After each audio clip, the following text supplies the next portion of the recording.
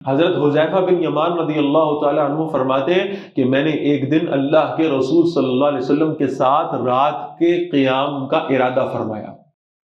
غالباً ایسا ہوگا کہ خیال ہوگا کہ میں دیکھوں کہ جیسے اللہ کے رسول صلی اللہ علیہ وسلم رات کو عبادت کرتے میں بھی ویسے ہی کیا کروں۔ تو کہتے ہیں کہ میں اللہ کے نبی صلی اللہ علیہ وسلم کے ساتھ نماز کے لیے کھڑا ہو گیا۔ اللہ کے رسول صلی اللہ علیہ وسلم نے سورۃ الفاتحہ پڑھی، پھر آپ صلی اللہ علیہ وسلم نے سورۃ البقرہ پڑھی۔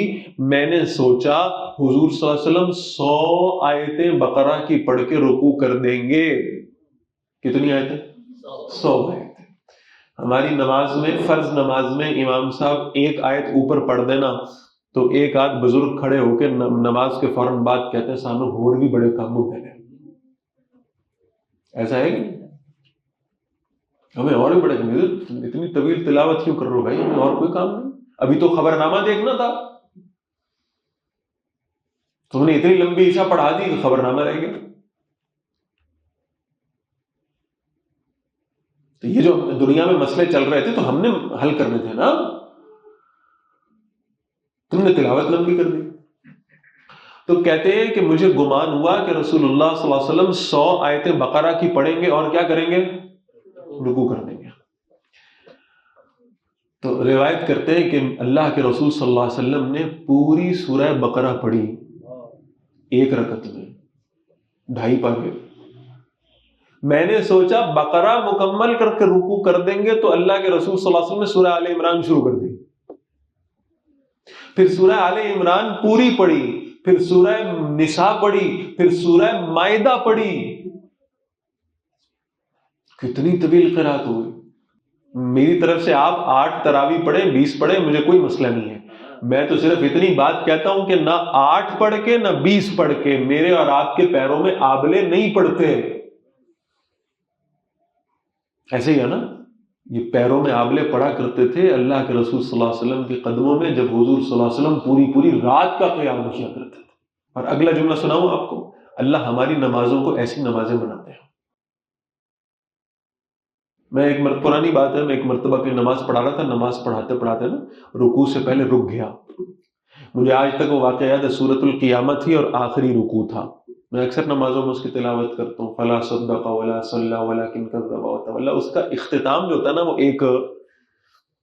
ایک سوال پہ ہوتا ہے، بہرحال ایک سوال پہ اس کا اختتام ہوتا ہے۔ سورۃ القیامہ کی آخری آیت، کیا اللہ اس پر قادر نہیں ہے کہ ہم تمہیں دوبارہ بنا دیں؟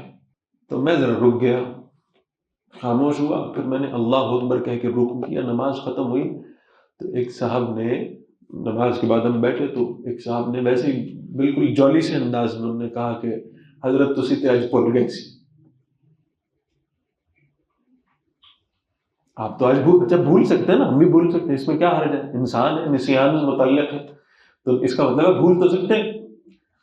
تو میں نے ان سے کہا کہ میں بھولا نہیں تھا، میں رک گیا تھا، اور رکا اس لیے تھا کہ رسول اللہ صلی اللہ علیہ وسلم سے روایت ہے کہ جب وہ سورہ قیامہ پڑھا کرتے تھے اور جب یہ سوال آتا تھا تو اللہ کے رسول صلی اللہ علیہ وسلم فرمایا جواب دیا کرتے تھے باقاعدہ کہ یا اللہ بے شک آپ اس پر قادر ہیں کہ آپ ہمیں دوبارہ پیدا کر دیں، حضور جواب دیتے تھے۔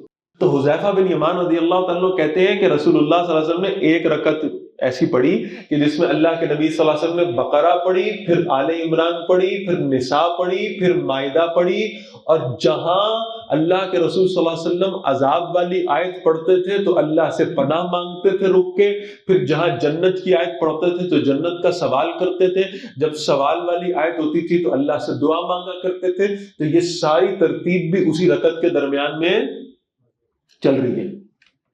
کتنی لمبی رکعت ہوگی، کتنا لمبا قیام ہوگا۔ حضرت حذیفہ رضی اللہ تعالیٰ فرماتے ہیں کہ پھر اللہ کے رسول صلی اللہ علیہ وسلم نے رکوع کیا، اور رکوع اتنا ہی لمبا تھا جتنا لمبا قیام تھا۔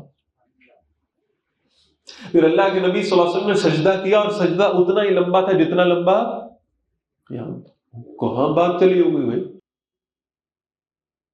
آج لوگ کہتے ہیں وہ آپ فلاں بات کرتے ہیں، فلاں بزرگ کی عبادت ایسی تھی، تو یہ تو ہماری عقل میں سمجھ میں آتی نہیں۔ یہ سمجھ آ رہا ہے آپ کو؟ اللہ لوگوں کو جن کا ارادہ ہوتا ہے نا عبادت کا، اللہ ان کے وقت میں برکتیں عطا فرماتا ہے۔